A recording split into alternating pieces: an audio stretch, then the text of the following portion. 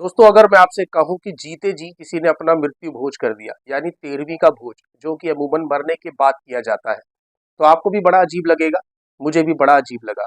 पर यह घटना बिल्कुल सत्य है और इसकी पुष्टि मैं आपको करूंगा। पूरी डिटेल वाइज ये स्टोरी बताऊंगा आपको।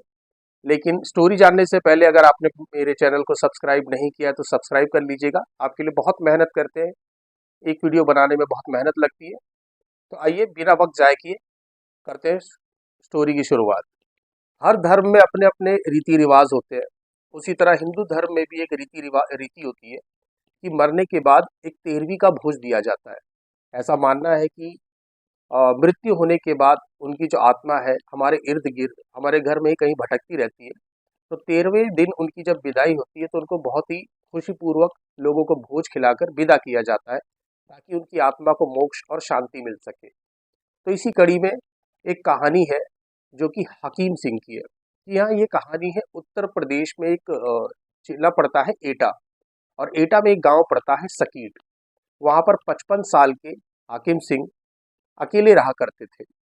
एक्चुअली उनके पास खेत और ज़मीनें ज़मीनें बहुत ज़्यादा थी और उनकी शादी नहीं हुई थी।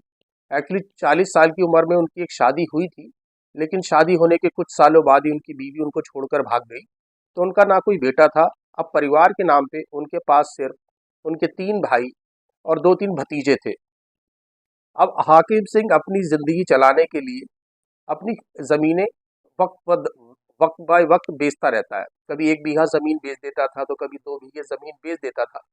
तो इस बात पर उसके जो तीनों भाई थे और भतीजे थे, उन्हें बड़ा बुरा लगता था। उनका सोचना था कि ये ज़मीन जब हाकिम सिंह मर जाएगा तो ये हमारी विरासत में ही हमको मिल जाएगी। तो ये ज़मीन बेच-बेच के ख़त्म कर देगा तो हमको मिलेगी क्या? तो जब भी हाकिम सिंह कोई ज़मीन का टुकड़ा बेचता, तो उनके तीनों भाई भतीजे हाकिम सिंह से मारपीट करते, कभी उसकी पिटाई भी कर दिया करते, और इसी तरह दौर उसका चलता रहा। हाकिम सिंह ने टाइम पास के लिए एक चाय की दुकान भी खोली हुई थी, जहाँ पर वो लोगों से बातचीत कर लेता था, टाइम पास उसका हो जाता था। तो जमीन का टुकड़ा हाकिम सिंह बेचता था, मार पिटाई करते थे उसके भाई लोग उससे। तो ये बात को सोचकर हाकिम सिंह बड़ा परेशान रहता था और उसके मन में एक विचार चलता रहता था, मेरे भाई मेरे पास सिर्फ मेरी जमीन जायदाद के लिए है। तो ऐसा ना हो कि उसके मन में एक अजीब सा विचार आए कि ये लोग क्या मेरे मरने के बाद मेरी 13वीं या मेरा मृत्यु भोज करेंगे भी कि नहीं। इस बात को लेकर भी उसके मन में बहुत डाउट रहता था। तो वो इस बात को लेकर बड़ा परेशान रहता था। तो एक रोज उसने अपने दोस्त से एक बात कही। उसने अपने दोस्त से कहा कि मेरे भाई, ऐसा है कि मुझे लगता नहीं कि मेरे ये तीनों भाई मेरे मरने के बाद मेरी 13वीं करेंगे। तो मेरे मन में विचार आ रहा है कि मैं जीते जी क्यों ना अपना मृत्यु भोज कर दूं। उसके दोस्त को सुन के बड़ा अजीब लगा। उसने कहा, ये कैसी बातें कर रहा है, अभी तू जिंदा है और जीते जी अपनी 13वीं कैसे कर लेगा। तेरे को अगर मन में कोई ऐसा ख्याल आ रहा है तो कोई जगराता करा ले, भंडारा करा ले। लेकिन हाकिम सिंह अब अपनी बात पर अटल था। उसने कहा कि नहीं, मैं अब जीते जी अपना मृत्यु भोज कराना चाहता हूँ। और उसने फैसला ले लिया और एक बाकायदा एक कार्ड छपवाया। और उस कार्ड में क्या क्या लिखा था मैं आपको एग्जैक्ट बताता हूँ। उस कार्ड में लिखा था, उस कार्ड का जो टाइटल था, उस कार्ड का टाइटल था जिंदा मृत्यु भोज। आपको सूचित किया जाता है कि श्री हाकिम सिंह यादव पुत्र श्री बाकेलाल ग्राम सकीट में अपने जीते जी अपना मृत्यु भोज कराना चाहते हैं। इस उपलक्ष्य में आप सभी आदर आमंत्रित हैं। दिनांक 15 जनवरी 2024 दिन सोमवार दोपहर 2 बजे से कार्यस्थल ब्लॉक के सामने, आसपुर अड्डा, सकीट, एटा। ये पूरे कार्ड की हेडलाइंस थी। अब ये कार्ड उसने गांव वालों को बांट दिया। अब जब गांव वालों ने कार्ड देखा तो उनको बड़ा अजीब सा लगा, भैया ये क्या कर रहा है, जीते जी अपना मृत्यु भोज करा रहा है। अब ये बात पूरे गांव में फैल गई। गांव में फैल गई तो कुछ लोकल मीडिया में भी ये बात फैल गई। अब लोकल मीडिया वाले वाले भी सोच रहे थे ये क्या सीन है। अब उन्होंने भी सोचा चलो 15 जनवरी को देख लिया जाए ये कैसा मृत्यु भोज है और इसमें क्या होता है। दोस्तों, मैं कोशिश करूंगा कि इस घटना की जो एक्चुअल फुटेज है, जो उसने मृत्यु भोज अपना दिया, मैं स्क्रीन पर लगाकर आपको दिखाऊं जो इसकी एक्चुअल फुटेजेस है। तो 15 जनवरी का दिन आया, दोपहर के 2 बज गए। साधु संत आमंत्रित हुए, हलवाइयों को बुलाया गया और जो एटा में जिस तरह का खाना बनाया जाता है, पूरी सब्जी रायता, इस तरह का खाना बनाया गया और 800 लोग उस खाने को, मृत्यु भोज को खाने आए। 800 लोगों ने वहां पर बैठ के खाना खाया। अब हुआ क्या, अब जब लोग आए तो उन्हें बड़ा आश्चर्य लग रहा। अमूमन होता क्या है कि मृत्यु भोज तो मरने के बाद दिया जाता है। अब जिसके मृत्यु भोज में वो आए हैं, अब वो खुद जिंदा है और खुद ही खाना सबको परोस रहा है, मतलब और लोग भी परोस रहे थे तो वो भी इसी कड़ी में शामिल था खाना परोसने में। तो लोगों को बड़ा आश्चर्य लगता। पर खैर 800 लोगों ने खाना बहुत अच्छे से खाया और सारे अपने अपने घर चले गए। अब 15 जनवरी का दिन बीता और रात बीती, सुबह हुई 16 जनवरी को।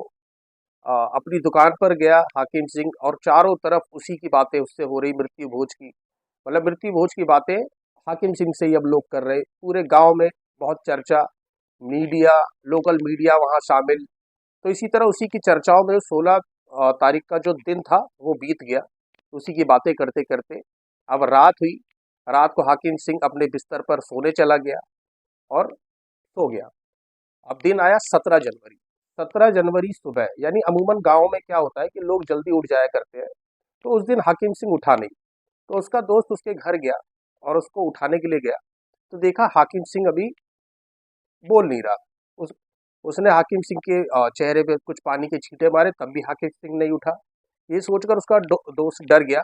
तभी गांव के कुछ और लोग भी वहां पर भीड़ इकट्ठा हो गई और हाकिम सिंह को उठाने की कोशिश करी। तो कुछ लोगों ने हाकिम सिंह की नब्ज चेक करी और पता लगा कि भैया ये नब्ज तो अब गायब है, यानी हाकिम सिंह इस दुनिया को छोड़कर अब जा चुके हैं।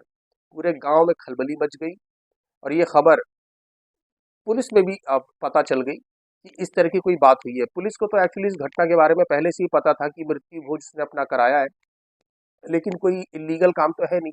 अपनी श्रद्धा से लोगों को खाना खिलाया है, किस नाम पे खिलाया है, पुलिस को इससे कोई लेना देना नहीं। लेकिन पुलिस ने सोचा कि भैया कोई गड़बड़ी तो नहीं है इस मृत्यु में, जो हाकिम सिंह की मौत हुई इसमें कोई मृत्यु तो नहीं है।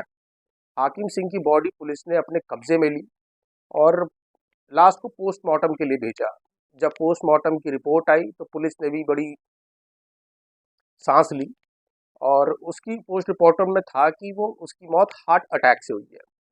अब भैया पूरे गांव में खबर फैल गई कि भैया ये तो प्राकृतिक मौत है, किसी ने उसको मारा नहीं है।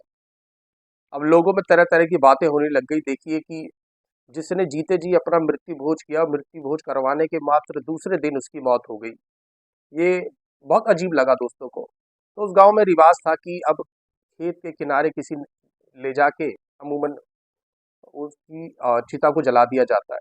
तो उसकी चिता को ले, इसी तरह उसकी चिता को लोग ले गए, उसके भाई भी गए, भतीजे भी गए और उसकी चिता को अग्नि दे दी गई। अब वहाँ मीडिया भी बहुत सारी आई हुई थी। तो जब लोग वापिस आ रहे थे उसकी चिता को अग्नि देकर वापिस आ रहे थे, तो एक मीडिया ने उसके भाइयों से पूछा कि अब तो भैया सच में देखो हाकिम सिंह की मौत हो चुकी है, तो क्या अब आप इसका मृत्यु भोज करेंगे? तो उनके भाइयों का और उनके भतीजों का क्या कहना था? कहना था कि भैया वो तो जीते जी अपना मृत्यु भोज कर गए, अब हम क्या करेंगे? तो यहाँ पर हाकिम सिंह की वो बात बिल्कुल सच थी कि जीते जी क्या वो मेरा जीत हो सके, जीते जी तो वो मुझे जीने नहीं दे रहे चैन से, मरने के बाद मृत्यु भोज भी मेरा करेंगे या नहीं करेंगे। ये बात बिल्कुल हाकिम सिंह ने सही सोची थी। तो दोस्तों ये बिल्कुल सच है कि दूसरों से ज्यादा चोट अपने ही पहुंचाते हैं। और दोस्तों इस कहानी से हमें सीख ये मिलती है कि कल का क्या भरोसा। जो करना चाहते हैं ज़िंदगी में आज कर लीजिए, जो मन है, जो आपका दिल कहता है कर लीजिए, कल का क्या भरोसा। और आपको जानकारी दूँगा दोस्तों कि जो भी एटा जिला का रहने वाला है उसको इस कहानी के बारे में अमूमन मालूम होगा, क्योंकि अभी ये मात्र 2-3 दिन हुए इस घटना को, 17 जनवरी की ये घटना है। दोस्तों इसी तरह की अगर आप कहानी हमसे मुझसे सुनना चाहते हैं तो प्लीज़ मेरे चैनल को सब्सक्राइब कर लीजिएगा, ताकि इसकी जानकारी आपके मोबाइल पर आपको मिलती रहे। तब तक के लिए कहानी के 8वें संस्करण से मुझे विदाई दीजिए, मुझे संजीव को विदा कीजिएगा।